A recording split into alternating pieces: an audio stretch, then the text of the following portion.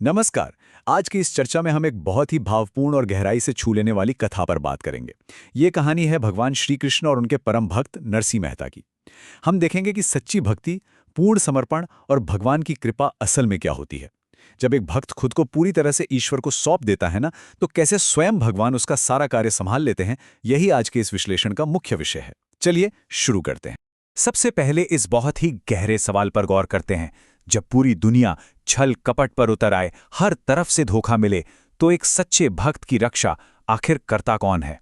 बस यही वो सवाल है जो हमारी आज की इस पूरी चर्चा के केंद्र में है, और इसी के इर्द गिर्द इस घटना का पूरा रहस्य और जो चरम भावनाएं हैं ना, वो बुनी गई हैं। तो चलिए कहानी के पहले भाग की तरफ बढ़ते हैं। एक असंभव चुनौती, नरसिंह मेहता की परीक्षा। अब देखिए स्थिति कितनी कठिन थी। नरसिंह मेहता को उनके अपने ही बड़े भाई ने घर से निकाल दिया था। ऐसे में उनके कंधों पर पिता के श्राद्ध की एक बहुत बड़ी जिम्मेदारी आ गई, और इसी दौरान उनके खिलाफ एक बहुत ही दुर्भावनापूर्ण साजिश रची गई। हुआ ये कि जब नरसिंह जी ने अपने कुल पुरोहित से श्राद्ध में प्रसाद ग्रहण करने का आग्रह किया, तो उन्होंने साफ मना कर दिया कि भाई हम तो बड़े भाई के यहाँ जाएंगे। इसके बाद एक और स्थानीय ब्राह्मण ने ऐसा जाल बिछाया जिससे नरसिंह को हमेशा के लिए जूनागढ़ से बाहर निकाला जा सके। उसने नरसिंह को धोखा देते हुए कहा कि अपनी छवि सुधारने के लिए क्यों ना पूरे जूनागढ़ के ब्राह्मणों को निमंत्रण दे दिया जाए। मकसद साफ था कि नरसिंह खुद ही हार मान ले। अब यहाँ जो अपेक्षा और वास्तविकता का अंतर है ना, वो सच में डराने वाला है। नरसिंह मेहता बड़ी सरलता से घर गए और अपनी पत्नी से कहा कि बस 200 से 300 ब्राह्मणों के लिए प्रसाद की व्यवस्था करनी है। उन्हें इस बात का बिल्कुल भी अंदाजा नहीं था कि उस ब्राह्मण ने छल कपट से पूरे 4000 परिवारों को निमंत्रण दे डाला है। सोचिए, जिस घर में 2 लोगों के भोजन का भी ठीक से इंतजाम नहीं था, वहां 4000 लोगों की विपत्ति बिल्कुल उनके दरवाजे पर खड़ी थी। लेकिन कहानी में असली मोड़ यहां आता है। बैकुंठ में बैठे हमारे द्वारिकाधीश भगवान श्री कृष्ण ऊपर से ये सब देख रहे हैं। उन्हें पता है कि 200 नहीं, पूरे 4000 लोग आने वाले हैं। वो अपनी पत्नी रुक्मणी जी से कहते हैं, मेरा नरसिंह फंस गया। और बस यहीं से पूरी कहानी का जो दृष्टिकोण है, वो सीधे बैकुंठ की ओर मुड़ जाता है। ये साफ दिखाता है कि भगवान और एक भक्त के बीच का संबंध कितना गहरा और सर्वव्यापी होता है। तो आगे क्या होता है, आइए देखते हैं भाग 2 में नरसिंह का अटूट समर्पण और भक्ति की असली शक्ति। जब भोजन और पैसों की इतनी बड़ी सांसारिक चुनौती सामने आई, तो एक बड़ा ही अनोखा भक्ति का लेनदेन हमें देखने को मिलता है। व्यवस्था करने के लिए नरसिंह जी एक स्थानीय सेठ के पास जाते हैं जो उनसे काफी प्रेम करते हैं। नरसिंह जी 200 लोगों के खाने के लिए कर्ज मांगते हैं। सेठ जी बिना किसी ब्याज के धन देने को तैयार तो हो जाते हैं, लेकिन उनकी एक शर्त होती है। शर्त ये कि बदले में नरसिंह मेहता को बैठकर अपना वो मधुर कीर्तन उन्हें सुनाना होगा। अब जरा इस समय चक्र पर नजर डालिए, ये बहुत ही दिलचस्प है। पहले घंटे में कीर्तन शुरू होता है। नरसिंह मेहता सेठ जी को पहले ही बता चुके थे कि जब वो भाव में जाते हैं ना, तो समय और दुनिया सब भूल जाते हैं। 10वें घंटे तक जूनागढ़ में ब्राह्मण मेहमानों का आना शुरू हो जाता है, और कीर्तन वो 13, 14, 20 और पूरे 24 घंटे तक चलता ही रहता है। नरसिंह मेहता एक गहरी समय रहित समाधि में जा चुके हैं, बाहरी दुनिया की उस भयंकर तबाही से बिल्कुल अनजान। अब आते हैं इस चर्चा के सबसे अद्भुत हिस्से पर, भाग 3, श्री कृष्ण का चमत्कार, जब स्वयं भगवान बने रसोइया। सच कहूं तो ये दृश्य अंदर तक भावुक कर देने वाला है। जब रुक्मिणी जी को लगता है कि आज तो नरसिंह का घोर अपमान हो जाएगा, तब स्वयं भगवान श्री कृष्ण जूनागढ़ में नरसिंह मेहता का रूप धारण करके पहुंच जाते हैं। सोचिए, त्रिलोकीवात सिर पर साफा बांधते हैं और रसोई में जाकर टमाटर, मिर्च और सब्जियां काटने लगते हैं। नरसिंह की पत्नी को लग रहा है कि ये उनके पति ही हैं जो काम में हाथ बटा रहे हैं, जबकि असली नरसिंह तो सेठ जी के यहाँ कीर्तन में पूरी तरह लीन है। जरा इस दावत की भव्यता की कल्पना कीजिए। भगवान अपने साथ अक्षय पात्र लेकर चलते हैं, जिससे अनंत भोजन बन सकता है। देखते ही देखते ऐसा भोजन तैयार हो जाता है जो लाखों को तृप्त कर दे।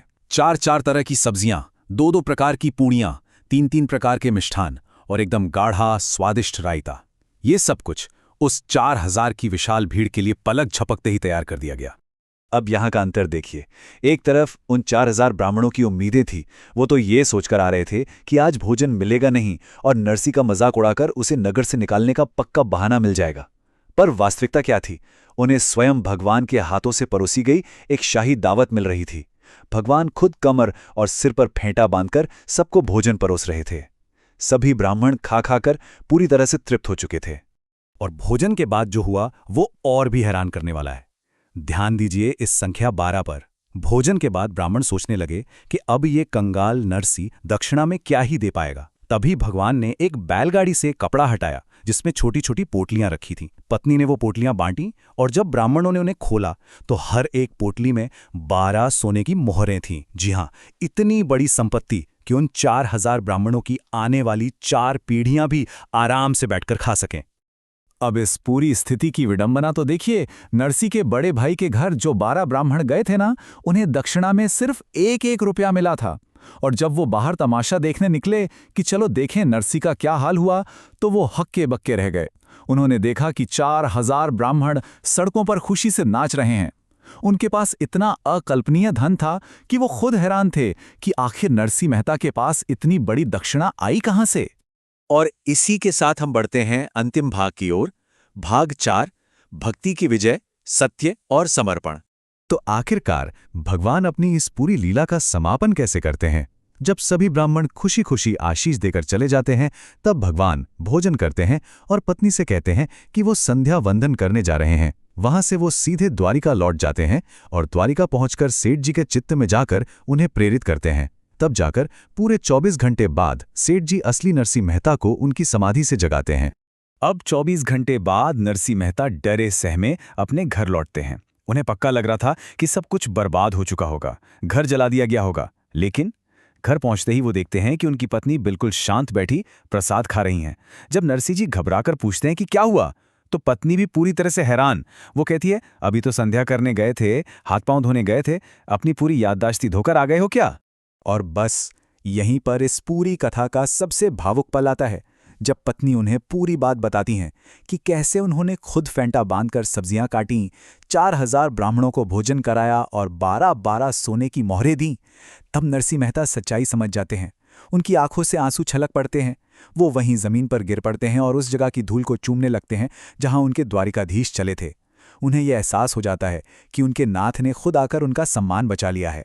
आज के इस विश्लेषण का अंत हम इसी गहरे सवाल के साथ करते हैं, जब दुनिया का सारा बोझ पूरी तरह से भगवान के चरणों में सौंप दिया जाता है, तो वास्तव में वो बोझ उठाता कौन है? इस विचार पर जरा मनन कीजिएगा। ये कहानी हमें बहुत खूबसूरती से याद दिलाती है कि पूर्ण विश्वास और अपनी सारी चिंताओं को त्याग देने की जो शक्ति है ना, वो कितनी विशाल और चमत्कारी होती है। इस अद्भुत कथा के विश्लेषण में हमारे साथ जुड़ने के लिए आपका बहुत बहुत धन्यवाद।